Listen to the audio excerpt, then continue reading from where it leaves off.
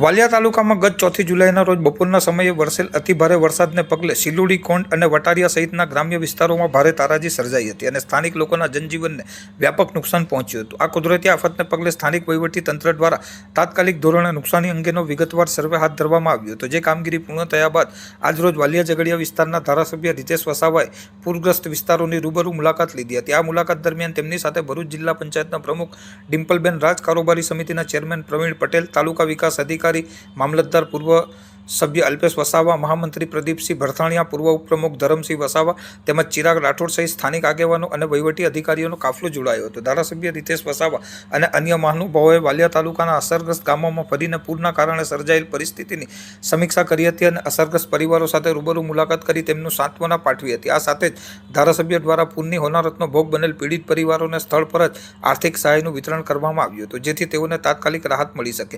આ ઉપરાંત ભવિષ્યમાં સિલુડી ગામમાં ફરીથી પૂરના પાણી ભરાવાની આવી ગંભીર સમસ્યા ઊભી ન થાય તે માટે ધારાસભ્યએ પોતાની અંગત ગ્રાન્ટમાંથી સિલુડી ગામની કાંસને ઊંડી કરવા માટે તાત્કાલિક ધોરણે ₹5 લાખની ગ્રાન્ટ મંજૂર કરી દીધી હતી. મુલાકાતના અંતે ધારાસભ્ય રીતેશ વસાવાએ પૂર પ્રભાવિત ગ્રામજનોને આશ્વાસન આપતા જણાવ્યું હતું કે આગામી દિવસોમાં પણ સરકાર અને વહીવટી તંત્ર દ્વારા તમામ અસરગ્રસ્તોને શક્ય એટલી તમામ અન્ય વહીવટી અને આર્થિક મદદ પૂરી પાડવામાં આવશે અને મુશ્કેલીઓની આ ઘડીમાં તેઓ પ્રજાની પડખે ઊભા છે. 4 તારીખે વાલિયા તાલુકાની અંદર સિલોડી, કોંડ ને વટારિયા ભારે વરસાદ પડવાથી જે નીચલા વિસ્તાર હતો, વિસ્તારના ઘરોની અંદર પાણી ભરાઈ ગયું હતું. આજે અમે જિલ્લા પંચાયતના પ્રમુખ બેન ડિમ્પલબેન, કારોબારી અધ્યક્ષશ્રી અને અમારા ભારતીય જનતા પાર્ટીના સંગઠનના હોદ્દેદારો આ ગામડાઓની મુલાકાત લીધી અને જે કેશડોલ છે એ કેશડોલનું અમે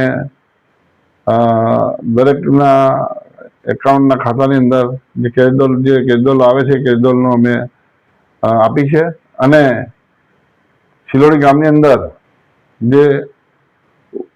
એની અંદર જે કાંસ છે એ કાંસની અંદર નાનો કાંસ છે, એ કાંસની અંદર વધારે પૂરતો વરસાદ આવવાથી એ ઘરોમાં પાણી ભરાઈ ગયું છે અને મેં મારી ગ્રાન્ટમાંથી એ કાંસને એ કરવા માટે ₹5 લાખ આપ્યા છે અને જે સરકારશ્રી તરફથી બીજી કોઈ અન્ય રાહત મળે તો અમે પ્રયત્ન કરીશું.